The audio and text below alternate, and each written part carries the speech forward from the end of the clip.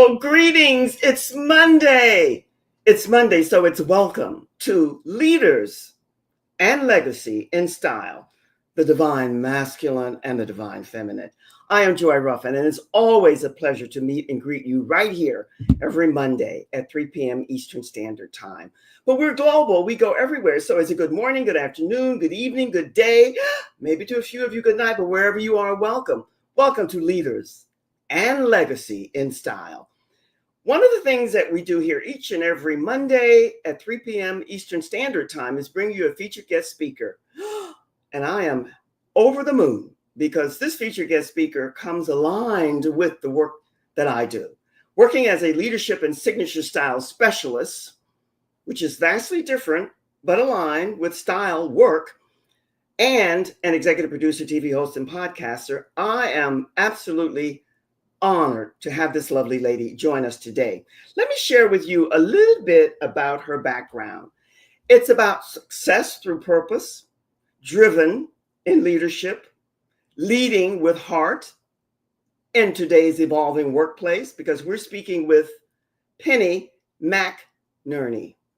So this week, help me welcome our featured guest speaker. But before I bring her up, I want to tell you a little bit about her. She's a powerhouse in human resources with more than 2 decades of strategic leadership under her belt, with a career that's devoted to transforming workplace culture. Today, with the new awakening, it's more divine than ever. She brings a wealth of wisdom in HR innovation, talent strategy, and executive coaching. And then we're going to talk a little bit about what she's doing now and how she stepped away, but yet she's still involved. So my friends, my Eagles, my League of Eagles, you know I've given you a new name. What I want you to do is just sit back, relax, and get comfortable. Grab whatever makes you comfortable and help me welcome our featured guest speaker today, Penny McNerney. Come on up, as they say. Penny, how are you? Hello, I am great, Joy, and thank you so much for that. I'm so humbled of that introduction, and I am honored to be part of this show. Well, we just have a love fest going on here. That's all. It's all about the love. That's what I feel about you. You know, Penny, you don't know this because I don't think I ever told you. This is a part of, I'm a happy senior. I have a vast background, but I worked as a recruiter for H&R firm once at a point in time in Hollywood for the entertainment industry. So I want you to tell us pretty much, before we get into some of the Q&A that I have here for you, what brought you to human resources? Why are you so passionate about it? And then we'll go into what you're doing now. But tell us what brought you there. Well, it's an interesting story, Joy, because I did not start out in human resources. Oh. I started my career in operations, and I didn't even like HR because at that time I felt that HR was my blockers. And I sort of fell into HR at one of my corporate roles.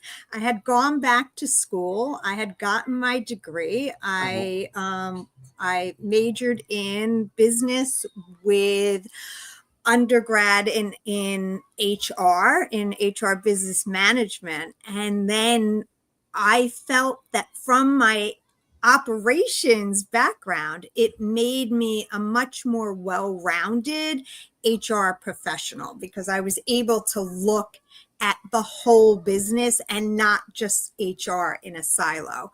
So I never set out when I decided to embark on my career journey, because I always think it's a journey, to be in human resources. But I absolutely found my passion. I love helping employers. I love helping employees, and I love watching the growth of not only employees, but also of that company.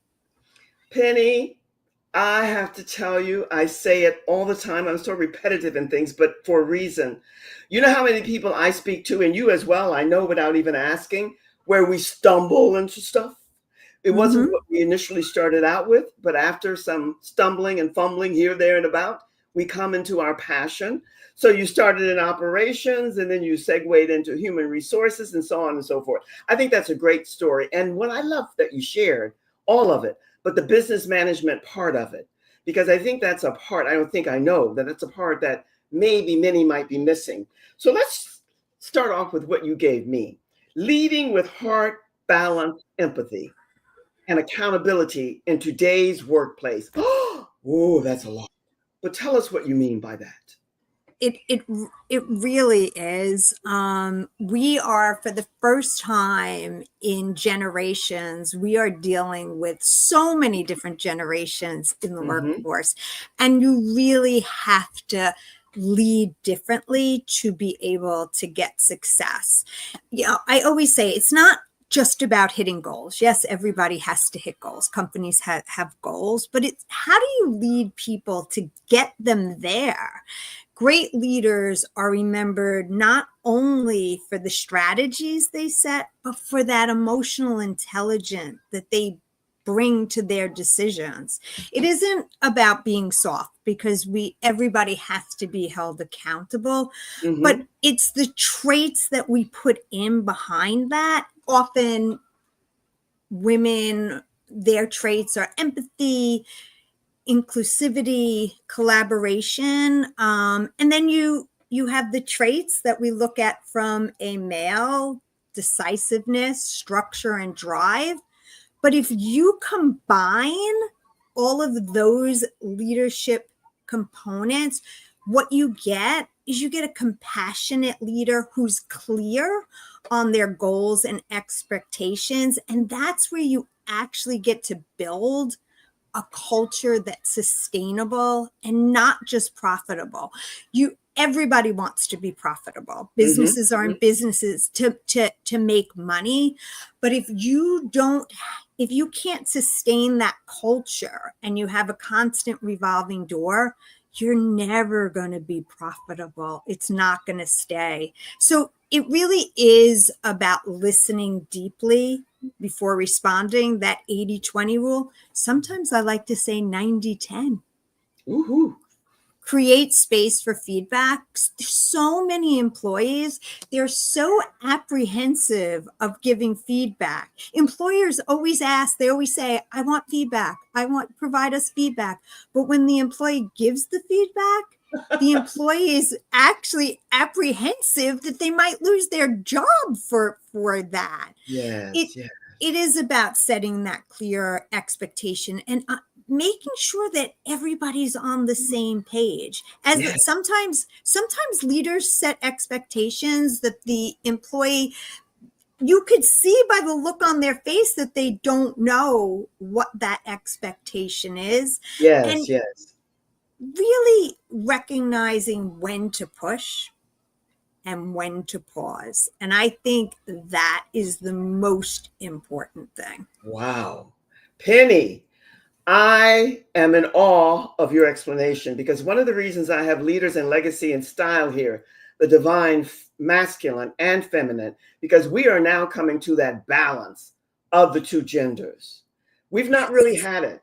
The female and the male and the separation has been vast. Now it's changing. You mentioned the generations and the culture. And what you're doing is you're connecting and relating to that vast difference that we're beginning to seam together now in a beautiful way by listening. I like what you said about the push and the pull and the sharing. That's so Mhm. true, because people are hesitant to give their opinions, but then that goes to the art of how you communicate what you want to say. And many of us don't have the communication skills to deliver in a way that's received. So, how do you relate, connect, and deliver that to the people that you're working with? Because as far as the boss, I don't care for the word boss, the leader and the person who's underneath working as an employee, how do you separate that divide in the communication skills that they offer? Yeah, it's not easy, and I think a lot of it. I think that saying, you're born as a leader. There are traits that Mm, can absolutely be learned. I think about the first time that I was put in charge of a team. I was a mhm. terrible leader, terrible, terrible. I, I wanted everybody to like me, so Yes. I didn't hold my team accountable at all. I was just like, oh, okay, you don't want to do that, I'll do it. And I think it really is you have to be yourself. You can't be anybody else but yourself. Right. Because Yeah. when you go to work and you're trying to be something that you're not, it is always going to come out. And I really do believe it is about listening. It's Yeah. taking that step back Yeah. and listening to what others are saying, and then seeing how that fits into our culture and how we can bring that forward. I even, as I talked about setting goals, it's not Yes. always about goal setting. Goals should be a mutual thing. It should never be a leader setting the goal without Mm, the employee, because then when you think about it, there isn't mm, that accountability, and mm. that expectation is only on the leader. It's not on the employee, because the Yes. leader is saying what to Ooh, do. So I Penny, do think it's a balance. It really is. that's balance and build, and other words are my keywords. But Penny, you nailed it, because the listening skill, a lot of people are great speakers, but they don't know how to listen. They don't know how to receive what's coming to them. And also, when you say you put people first, and what you started off to say, I chuckle and I was laughing here. Did you hear me? Because I think most of us start off, we want everybody to like us. But what you Mm-hmm. want is the respect and the admiration and people to admire you in love and light, but also that you are the person who's in charge to make sure that they deliver to you the best that they can do. I love the way you're delivering to us what I feel and I know without question now has to be heard. We're going to take a quick little break. And when I come back, I want you to speak to what you just left us with: building a people first legacy, why culture, ooh, this one really excited me, outlasts strategy. So hold tight, because I'm going to take a quick little break and then I'm going to be back with you. My friends, I am so honored. This lady says she's honored to be with me. Well, I'm honored to be with her, because her message resonates with to the marrow of my bones, to my soul and heart connected. If you're not a member of Leading Ladies Leaving Legacies, well, why not? Penny's there and you belong there. And your assignment when you get there is not only about your vision, your mission, and the purpose that you have, but it's also about connecting and aligning with all the other leading ladies there, because we're building a community of like minded eagles. Nothing wrong with being a pigeon. Pigeons were phenomenal during the war season and years now still, but we're looking for the eagles. And if you feel that you want to rise and become one, then join us. And without question, the other group that I belong to, it's called the Great Discovery. And it's a great group, and you're welcome to peek in every weeknight at 8 p.m. Eastern Standard Time. Just pop in and see if it resonates with you. We're global. We think global. We move global. And everything that we do is created to enhance and multiply whatever it is that you're doing. Now, let's take a look at Penny's graphic. Take a screenshot or snapshot, and then make sure that you align with her, because you can tell already that she's going to give you some pearls of wisdom, tweaks, and tips and tools that will benefit you more than words could ever say. So make sure you take a screenshot or a snapshot and you get back to her. And we're going to put this up one more time before we end. Penny, what did you mean? I think I know, but I want to hear from you about culture outlasts strategy, building a people first legacy. I love the wording on that. Yes. So strategy. Yes. All companies need a strategy, right? Yes. They need to know where they're going. But strategy can win quarters. Culture wins decades. And when we think about that they go hand in hand. But as I keep saying, if you don't have the culture right, Yes. yes, you might win 1 quarter, 2 quarters, but it's not going to be sustainable. Think about the most enduring success stories aren't about perfect plans, because what's perfect? We Nothing. have to be able to pivot. We have to be able to change. Yes. It's about workplaces where people feel safe, seen, and supported. if I was to go into work every day and feel like I couldn't once again be myself, and I was afraid to respectfully Yes. say Yes. Yes. something, then Uh-huh. how am I going to be able to drive that strategy forward? And I always say that's where HR plays a quiet but such a powerful role in shaping that culture. Culture isn't what you write on a poster. Have you ever been in an orientation and on the board is all of the company's values and their leadership thoughts, Yes. and it's Yes. just a piece of paper? Uh-huh. Who's actually doing it? It's Mm-hmm. when you think about those core values that are on that poster, it's really, how do people feel at work every day?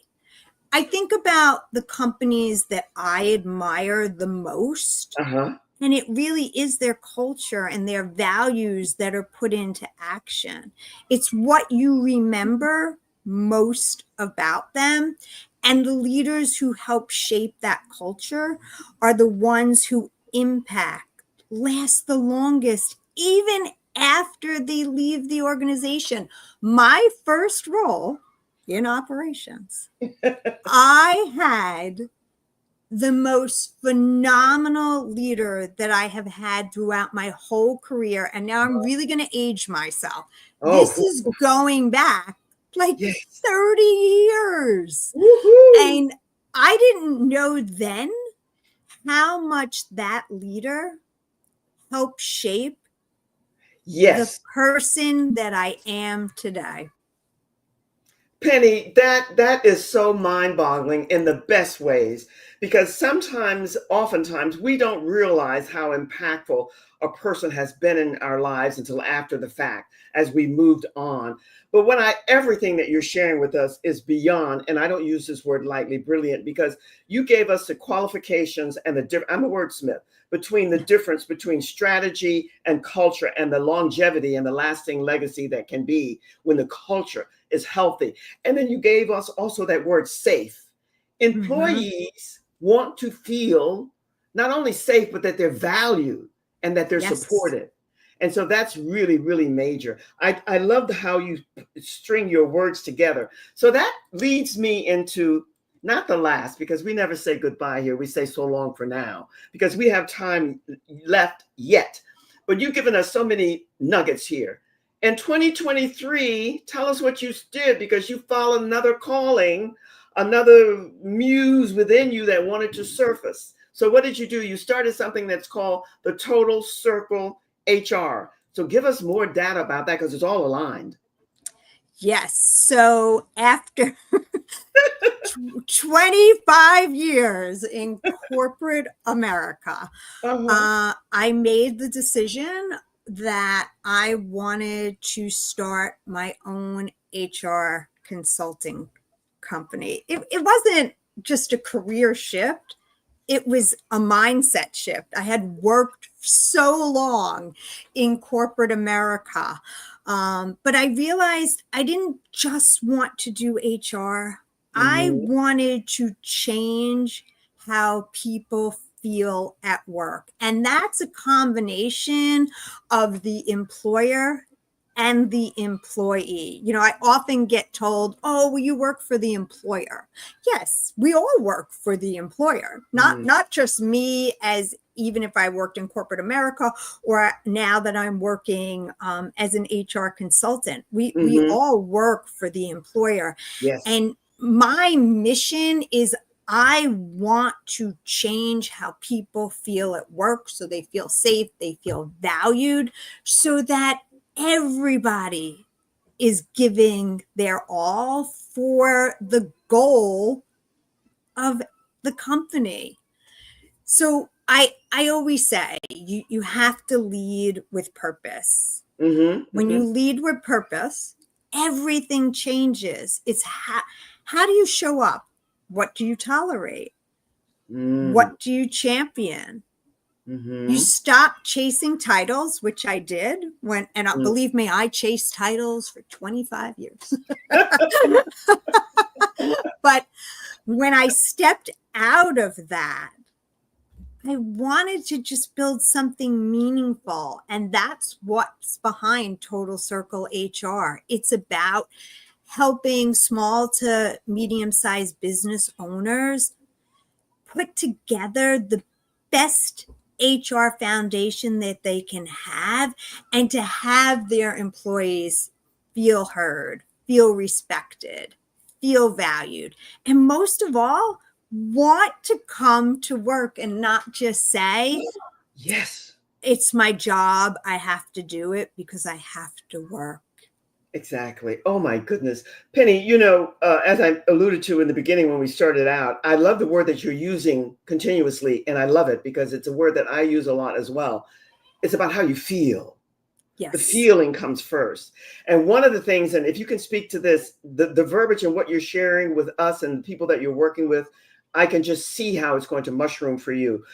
One of the things I found as a recruiter is that most of the people, and I was interviewing those who were going to the big entertainment companies for positions, administrative work mainly, but most of them did not know how to project themselves, to present themselves. They weren't in tune or in sync enough with themselves to stand. And when I say stand, you know what I mean, to speak what they were really good and excellent at.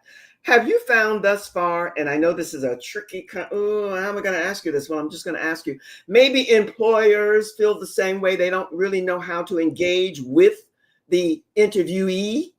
Is that something that a dynamic that you're working on now with the employers that you're working with, the companies? Yes, no, absolutely. So I put interview guides together, which is so interesting. I put interview guides together, and I put Right. some leading questions, but I always coach that person that is going to be doing the interview that you have to have your own follow-up questions. It's Yes, not yes. just the questions on the Brilliant. piece of paper. So, interviewing is a skill on both It sides, is. It is. as you know, because you did it. Hmm. For the interviewee, it's about showing their passion, Exactly. being able to showcase their skill set, but not being. It's about being confident but not Yes. cocky, and to show why you would be the best person. Often we're brought up not to be not to be overconfident, because then that looks cocky, but it's a balance between the two. And then it many times the interviewer comes in, they're not prepared, they never looked at the resume, they've already got prejudgments of who they actually want in the position. So it's work on both parts. Exactly. That's what I wanted to hear you say, because I found that to be with a lot of the people who return to me with their comments. And you also mentioned two words, Penny, that are, I want us to really immerse ourselves in understanding. There's a difference between being confident and being cocky, which oftentimes borders on being arrogant. And Mm-hmm. oftentimes it's overly exaggerated in such a way that it's bad on both ends. So I don't know how we combat that, but that word that you're using constantly, feel, you want to feel comfortable and safe and know that what you're saying and what you're interviewing for, that your passion, your skills, and what you're about is showcasing itself. How do you, in the work that you're doing now, this is not an easy question, but how do you share that or convert that to the people, the companies that you're working with, and the people that you're working with who are going for the interviews? What's the dividing line there? How do you separate that? Does that a question that you're clear on? Because I can be convoluted. A little bit convoluted, but I honestly, I think it's just, again, it's having that proper communication, Ah, setting that clear goal and expectation. I tell people, because I coach on both sides, so I'll that's help just yes, out of the, because I want to help people. I help people that are going to go on interviews, and I say, practice, but don't practice too much, because when you practice too much, you sound scripted.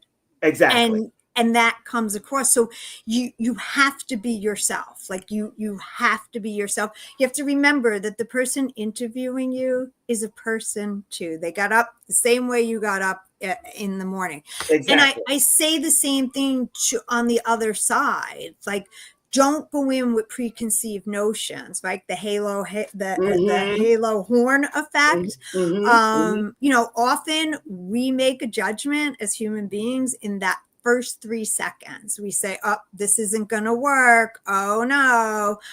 So I always say to the person interviewing, be open-minded. People are nervous. Like you have to realize that people are nervous, Mm-hmm. and be open-minded to the interview process. Penny, you're so open-minded in how you're sharing with us, and you're doing it in such a clear way. There's clarity on both. But what you said for the work that you're doing, working the both sides, it's a two-way stream.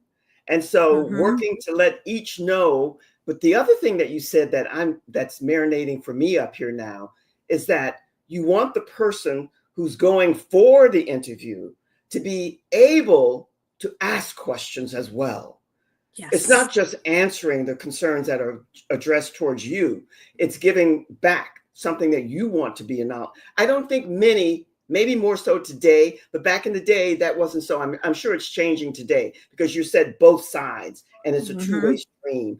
I just love the work that you're doing. What excites you? I sometimes ask this and I always know most times I know the answer, but what excites you most about the work that you're doing today and that you took this leap of faith in 2023 and now you're doing your own thing? What excites you the most about it? There's so many things that excite me because I felt like when I was in corporate, I had lost that passion. And now I have that passion back. And it really, I think what excites me the most is just watching my clients succeed and taking an employee who's coming in and watching them like just take off and grow. And that hasn't changed. That was the same when I was in corporate. But now being able to help multiple clients succeed in their people goals, Mhm. that just puts a smile on my face. I knew you were going to say that. And I have to end with this. I met you in one of the most spellbinding, phenomenal, fantastic groups ever, the Game Changers. And our Yes. mentor there has the same mindset that you just delivered. And that's why we all adore him, because he's all about your success. You're Mm-hmm. taking the lead and doing with heart and soul connected. So I'm just delighted that you shared that. I'm going to ask my engineer to put up your graphic one more time. And then I want you to speak to that and tell us a little bit about what you're offering here. Yes. So I am offering a free HR checkup, which is actually an HR audit, to get you back on track to see what a company is doing well, what they might need help in, and what might be a red flag. It's free, it's easy, it's simple. And it actually, once you know where your HR foundation is, it actually will free up your time to do what a company does best, is to grow and scale. Penny, you're leaving us with some good, easy words: free, easy, simple. We all want that because we're in an insta society now. We want things yesterday, right now. So I get it. I cannot tell you how much I've enjoyed our conversation. We have to do it Me again and too. again. Oh, bless your heart. Yes. Much love to you. My engineer is going to put you in the green room and I'll be with you in just a second. Wow. This lady, your assignment, I love homework, is for you to connect with however and whenever you do it. This is evergreen. It's going to be out in the stratosphere forever. But this lady knows her stuff. She loves her stuff. Her passion is there. So your assignment is to connect with her and also to connect with us here because we're building a community where you belong and that we're not sexist. This is for men and for women, both the divine masculine and the divine feminine, because we're balancing it all out now. Penny used the word balance, build out whatever it is that you're doing. And that's what we're doing. Be bold and be courageous in whatever it is that you're doing, and own your power. That is all that we ask of you. That is all that the universe is asking of us now. My Eagles, be and stay well. Take care of you. Look after you first so that you can look after all the others and be in their circle and fly with them to where they need to be and where you will be able, hopefully, to share the journey with them. Much, much love. Until the next time, how about Wednesday at 5 p.m. Eastern Standard Time? Be well and take care. Much love. Cheers.